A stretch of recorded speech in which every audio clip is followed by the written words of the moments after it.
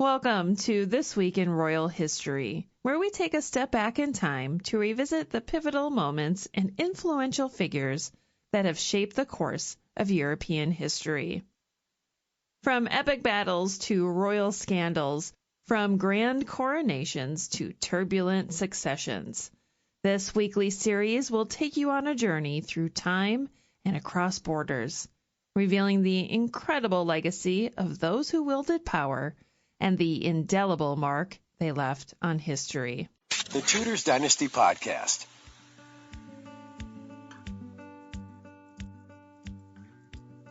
John II of Castile's life may seem unremarkable at first glance, but his reign as King of Castile and Leon was a pivotal period in Spanish history that set the stage for the union of Spain and the rise of one of the most famous monarchs in history, his daughter, Isabella.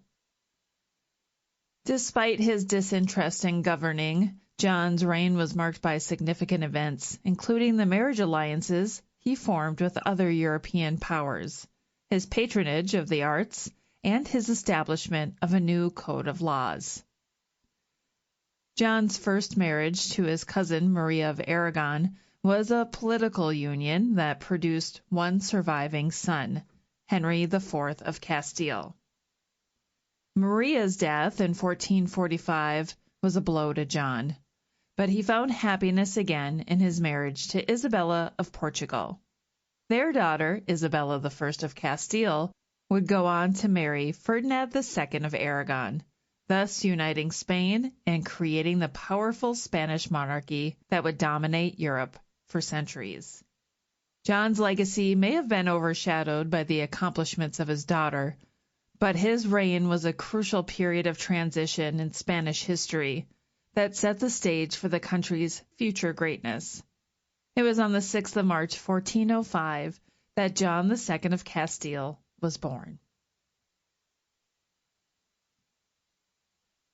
Maria of Aragon's life may have been very different from that of John of Castile's, but their stories share some interesting parallels. Both were born into prominent royal families and played important roles in shaping the politics and culture of their respective countries. Maria's life, in particular, sheds light on the challenges and opportunities faced by women of royal lineage in the 15th and 16th centuries. Despite being overshadowed by her more famous siblings, Maria's marriage to Manuel I of Portugal was a key alliance that helped to cement the bond between Spain and Portugal. As a devout Catholic, Maria saw her union with Manuel as a way to strengthen Christian Europe against the perceived threat of the Ottoman Empire. But she also made significant contributions to the cultural and religious landscape of Portugal through her patronage of the arts and her support of religious institutions. Like her grandfather, John II of Castile, Maria's life was not without tragedy. Her almost constant pregnancies took a toll on her health, and her untimely death at the age of 34 was a devastating loss for her family and her adopted country. But her enduring legacy can be seen in the many religious buildings and works of art that still exist in Portugal today, as well as in the ongoing bond between Spain and Portugal that she helped create. In many ways, Maria's story is a reminder that the lives of royal women in the early modern period were often marked by both opportunity and challenge.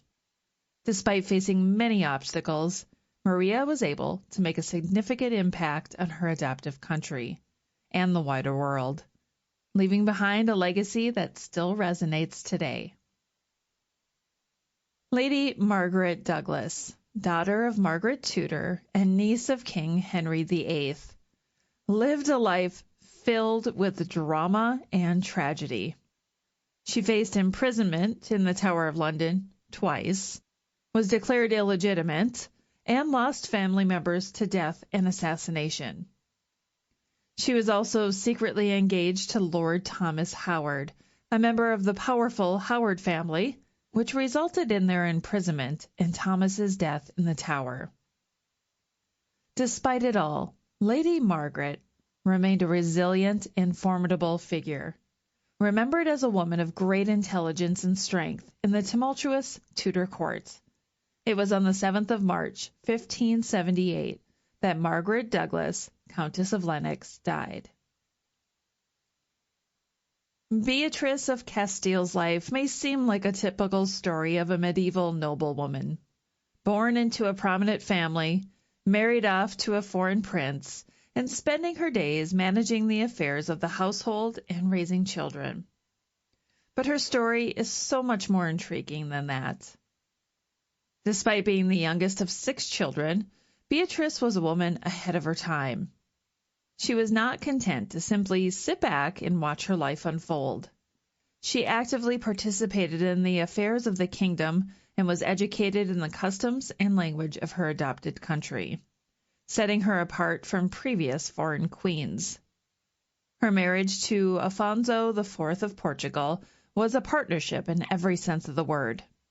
They founded hospitals and donated generously to religious establishments, leaving a lasting impact on Portugal. Beatrice's death in 1359 at the age of 66 was a blow to her family, but her legacy has lived on. She was buried next to her husband at the Lisbon Cathedral, a testament to the enduring bond that they shared both in life and in death. Beatrice's life is a reminder that women in the medieval period were not simply passive observers of their own lives, but active participants in shaping the world around them. Her contributions to the culture and society of Portugal are a testament to her enduring impact on history, and a reminder that even the seemingly ordinary stories can be full of fascinating twists and turns. On the 10th of March, 1536, the world welcomed a future duke, who would go on to lead a life filled with drama, intrigue, and betrayal. Thomas Howard, future 4th Duke of Norfolk. His birth into a prominent English family was just the beginning of a journey that would see him rise to great heights, only to suffer a dramatic downfall. As a young man, Thomas was a rising star in the English army, and his negotiating skills earned him the respect of Scottish nobles when he secured the Treaty of Berwick. But his personal life was plagued with heartbreak as he lost 3 wives, including one whom he had married in secret. Perhaps the most fascinating aspect of Thomas's life was his dangerous flirtation with power. He attempted to marry the imprisoned Mary, Queen of Scots, and even participated in a plot to kill Queen Elizabeth I. It was a risky move that ultimately cost him his life. Despite his status as a duke and his ties to the English monarchy, Thomas was not immune to political machinations of his time. His story is a cautionary tale of the consequences that come with playing a dangerous game. Nonetheless, his legacy remains an enduring reminder of the high stakes and complex relationships that shaped the history of England. Marie of France's life was marked by political upheaval and personal triumph. Born into a royal family, Marie's early years were overshadowed by the annulment of her parents' marriage when she was only 7 years old. Her mother, Eleanor of Aquitaine, left France to marry Henry II of England, leaving Marie and her sister behind. Despite these challenges, Marie went on to have a remarkable life. She married Henry I, Count of Champagne, and became a powerful and influential figure in her own right. As regent of Champagne, Marie demonstrated her strength and determination, stepping in to govern the principality during her husband's absences and after his untimely death. Under Marie's leadership, Champagne became a significant principality, a testament to her skill and vision as a ruler.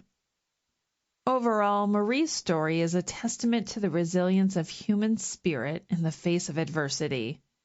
Despite the challenges she faced in her early years, Marie went on to lead a remarkable life, transforming Champagne into a significant principality and leaving behind a lasting legacy that is still felt today. Marie died on the 11th of March, 1198, at the age of 53.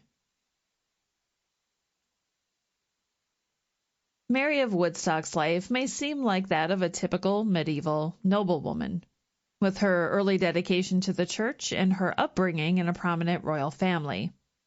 However, her story is full of unexpected twists and turns that shed light on the challenges and opportunities faced by women in the 13th and 14th centuries. Mary was born on the 11th of March, 1278, and at the tender age of 7 in 1285, Mary was already earmarked for a life of religious devotion, with her parents dedicating her to become a Benedictine nun at Amesbury Priory. Despite this early commitment, Mary was not content to simply lead a life of seclusion and prayer. She traveled extensively around the country, running up gambling debts and causing a stir at English courts. Mary's rebellious streak was not without consequences. She was reprimanded by the church for her behavior and had to seek a papal dispensation to continue traveling. Despite these setbacks, Mary remained a resilient and determined figure, determined to make the most of the opportunities available to her. Her death in 1332 at the age of 54 marked the end of a remarkable life that was shaped by both personal triumphs and setbacks.